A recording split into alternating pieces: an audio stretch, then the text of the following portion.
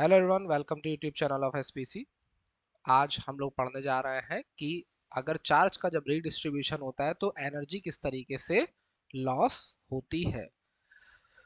तो सबसे पहली बात हम लोग मानते हैं कि अपने पास अगर दो कंडक्टर है और इनको अगर हम लोग किसी एक कनेक्टिंग वायर से कनेक्ट कर देंगे और इसका चार्ज हमने मान लिया Q1 है और अगर ये अनचार्ज्ड है या इसका चार्ज Q2 है जो कि Q1 से क्या होना चाहिए, कम।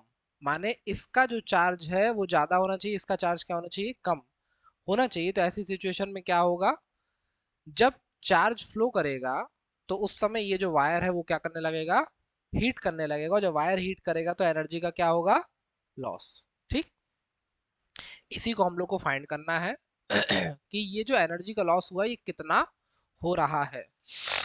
तो अपना जो हेडिंग है वो क्या है, रीडिस्ट्रीब्यूशन ऑफ चार्जेस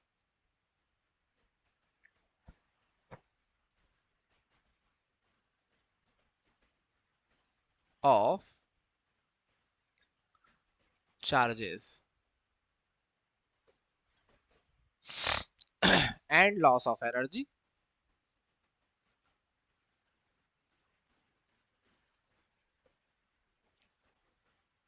तो सबसे पहले लेट कर लेते हैं कि let we have two conductors having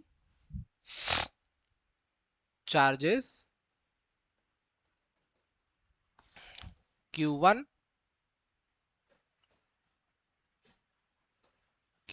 and Q2 and capacitances C1 and C2। अपने पास दो कंडक्टर हैं कोई जिनका चार्ज क्या है, Q1 Q2 और कैपेसिटेंस क्या है, C1 C2। तो देयरफॉर या देयरफॉर से पहले आओ इस पे कि if they are joined by a thin conducting wire then redistribution of charges takes place. Redistribution of charges takes place। ठीक, रीडिस्ट्रीब्यूशन का मतलब क्या होता है, चार्ज एक जगह से दूसरी जगह क्या होने लगेगा, ट्रांसफर हो रहा होगा।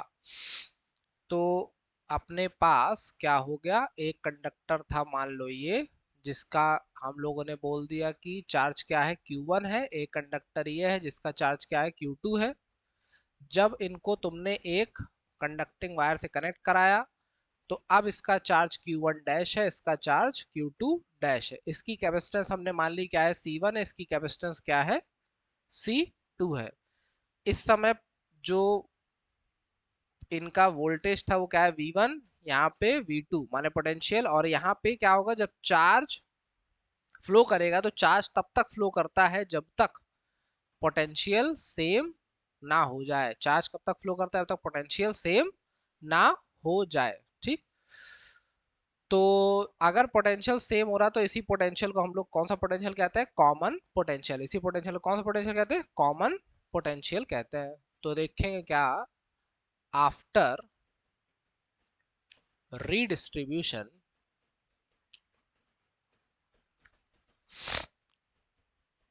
charges on both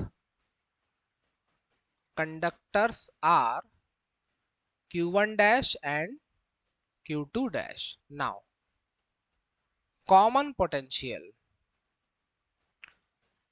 को हमने शो किया किससे, V से। कॉमन पोटेंशियल को शो किया किससे, V से। अब V क्या होगा, total charge upon total capacitance. Total charge upon total capacitance. अच्छा एक बात बताओ, हमें पता है कि चार्ज क्या होता, कंजर्व होता। चार्ज अगर कंजर्व है तो अगर पहले चार्ज Q1 प्लस Q2 था टोटल, मान लो कि यहाँ 10 कूलम था, यहाँ पे 2 कूलम था, अब यहाँ पे 8 हो चुका है, यहाँ पे 4 हो चुका है, तो पहले भी 10 और 2 12 था, अभी भी 12। माने चार्ज क्या रहेगा, कंजर्व। रीडिस्ट्रीब्यूशन का पहले जितना चार्ज रहेगा, रीडिस्ट्रीब्यूशन के बाद भी चार्ज उतना ही रहेगा। ठीक, तो टोटल चार्ज हम लोग किसको कंसीडर कर लेते हैं, Q1 प्लस Q2 को। ठीक है, और टोटल कैपेसिटेंस कितनी होगी, C1 प्लस C2। ठीक है, अब बात आई कि हम लोग तो जानते हैं Q बराबर क्या होता है, CV, इसीलिए Q1 को हमने लिख दिया C1V1 और Q2 को लिख दिया C2V2 और नीचे कौन था, C1 प्लस C2। तो ये कॉमन पोटेंशियल का फॉर्मूला है। किसका फॉर्मूला है, कॉमन पोटेंशियल का फॉर्मूला है। ठीक है, अब हम लोगों को निकालना क्या है, एनर्जी का लॉस। एनर्जी का लॉस फाइंड करना है तो हमें एनर्जी पे आना पड़ेगा। तो क्या बोलेंगे, नाउ एनर्जी बिफोर रीडिस्ट्रीब्यूशन, इसको हमने नाम दे दिया U1। बिफोर रीडिस्ट्रीब्यूशन पहले एनर्जी कितनी होगी, कितने क्या एनर्जी कितनी होती कंडक्टर की, हाफ CV²। कितने हैं, 2, तो पहले वाले की हुई half C1V1² plus half C2V2²। बताओ, यही होगी। आफ्टर रीडिस्ट्रीब्यूशन जब दोनों क्या हो गए, कनेक्ट हो गए, after redistribution, after redistribution U2 क्या होगा, हाफ, फॉर्मूला देखो वही होता, हाफ CV²। फॉर्मूला क्या होगा, हाफ CV²। तो टोटल कैपेसिटेंस कौन है, C1 प्लस C2, और वोल्टेज कौन है, V। V कौन है, कॉमन पोटेंशियल, तो ये क्या होगा, V का स्क्वायर। अब तुम्हें इसी V की वैल्यू, जो V की वैल्यू क्या है, ये C1V1 plus C2V2 upon C1 plus C2, ये यहाँ पे पुट करना है। ठीक, अब थोड़ी सी कैलकुलेशन बढ़ेगी, तो भावुक नहीं होना है, आराम से देखना है। तो U2 इक्वल टू क्या हो गया, हाफ C1 प्लस C2 और V की जगह C1V1 plus C2V2 upon C1 plus C2 का स्क्वायर। ठीक, चलो एक बात बताओ, ये C1 प्लस C2 है, ये नीचे क्या है, C1 प्लस C2 का होल स्क्वायर, तो एक कट जाएगा, एक बच जाएगा, तो हमने लिखा हाफ C1 प्लस C2 बच गया, बच गया। अब ऊपर ओपन करेंगे, A प्लस बी का whole square, A plus B whole square open करो, कराओ, क्या होगा बताओ, C1² V1² plus C2² V2² plus 2C1 C2 V1 V2। यहां तक दिख रहा, दिख तो रहा है। ठीक है, अब ये आ गया तुम्हारा कौन, U2।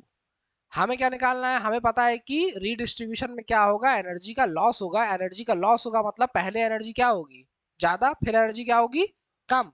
तो हम लोग क्या करेंगे, now loss of energy in redistribution of charges क्या होगा, होगा डेल्टा U इक्वल्स टू, कौन ज्यादा है, पहले वाली, बाद वाली कम है, तो U1 माइनस U2। पहले वाली कितनी थी, half C1V1² plus half C2V2², ये क्या है, बीच में माइनस,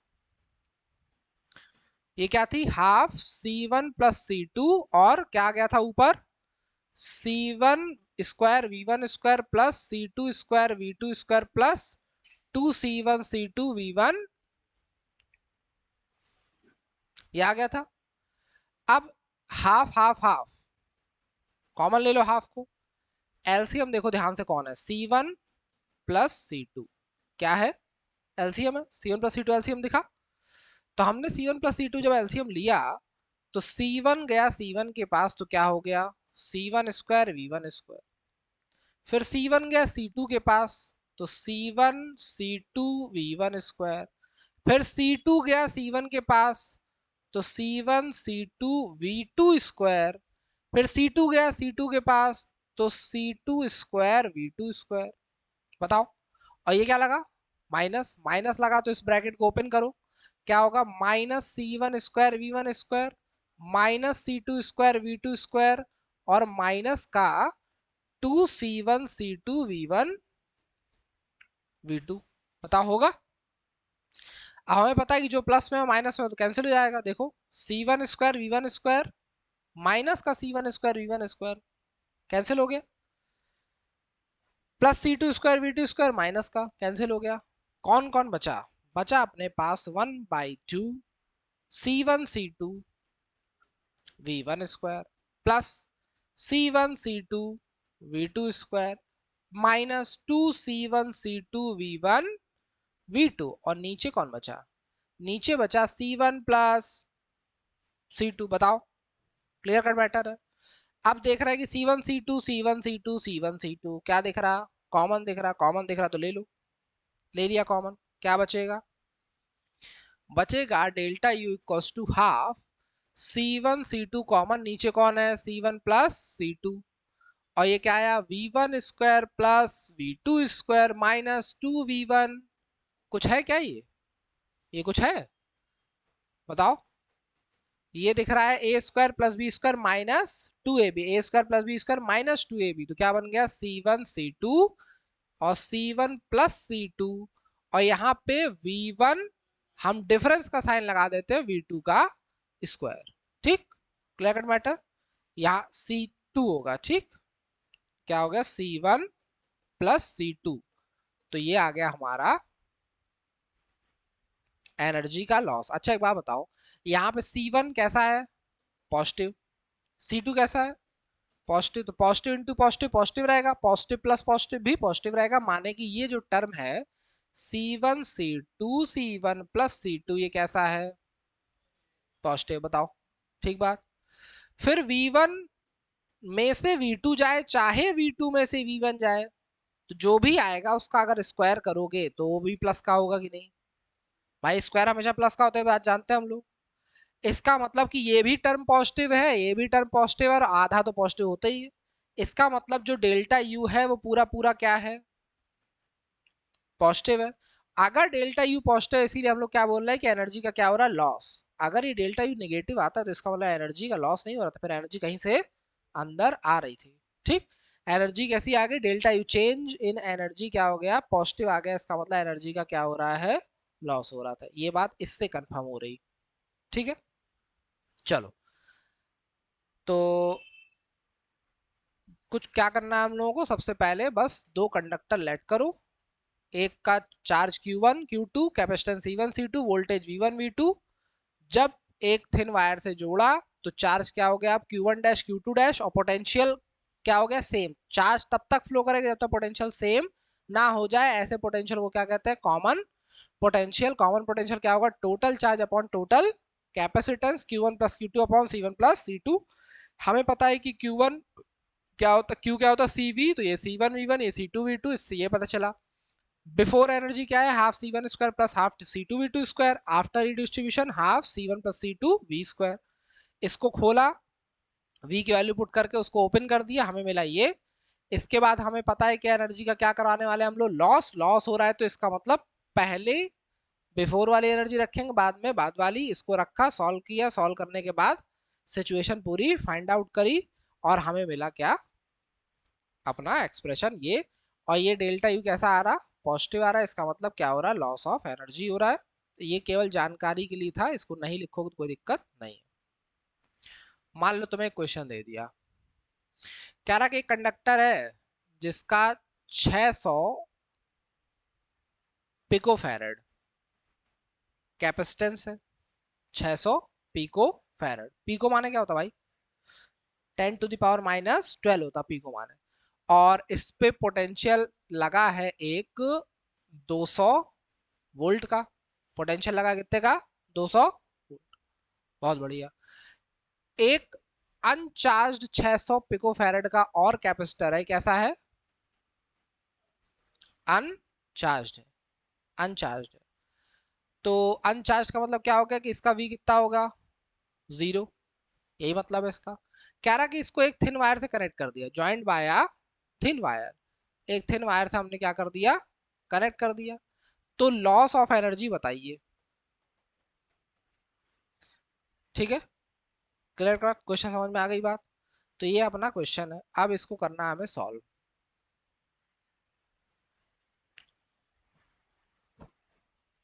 चलो, तो हमें पता है कि डेल्टा यू का फॉर्मूला क्या होता है, half C1 C2 upon C1 plus C2, यहाँ पे V1 माइनस V2 का क्या करना है, स्क्वायर करना है।